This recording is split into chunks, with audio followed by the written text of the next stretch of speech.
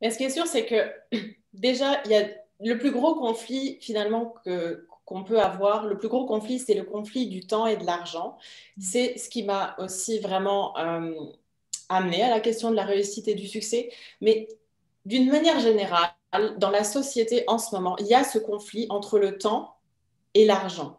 On pense tout le temps que le temps est illimité, c'est-à-dire, oh, bah, je me reposerai demain, je prendrai soin de moi demain.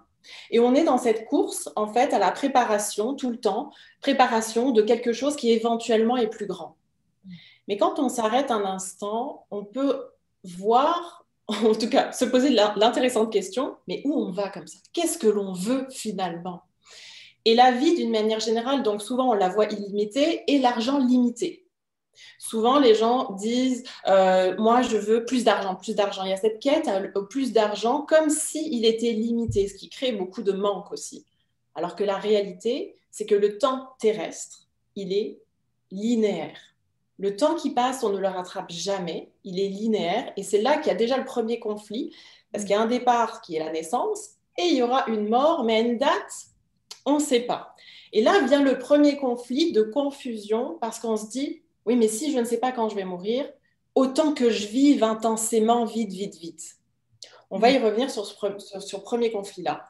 Et donc, je voulais revenir aussi à l'argent. On pense que l'argent est limité, alors qu'en réalité, l'argent est une énergie.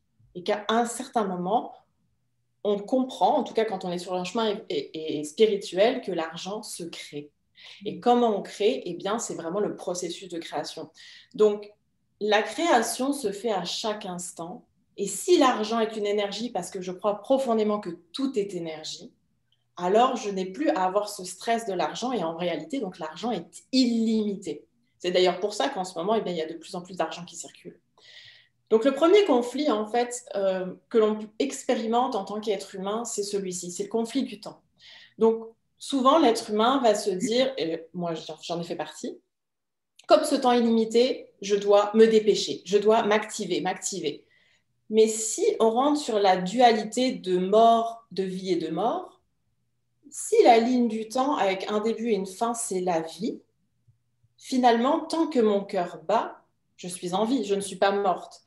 Donc finalement, comment je peux ramener un petit peu plus de ce que je voudrais en finalité dans mon quotidien, c'est la première chose. Mais il faut aussi comprendre le mouvement de la vie. Le mouvement de la vie, c'est une contraction, une expansion, des hauts, des bas, des temps d'activité et des temps de repos.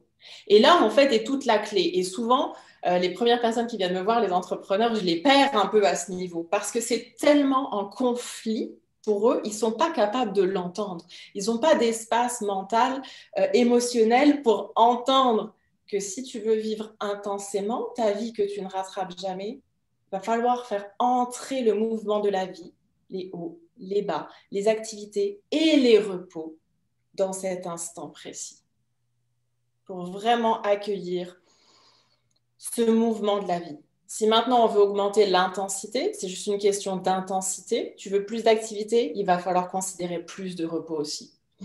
Et c'est comme ça que je trouve que le premier conflit, en tout cas moi, ce que j'ai pu travailler ou explorer, expérimenter, parce que la vie, c'est qu'une expérimentation, c'était de remettre la conscience sur qu'est-ce que le temps, qu'est-ce que l'argent, qu'est-ce que la réussite pour moi, qu'est-ce que le succès.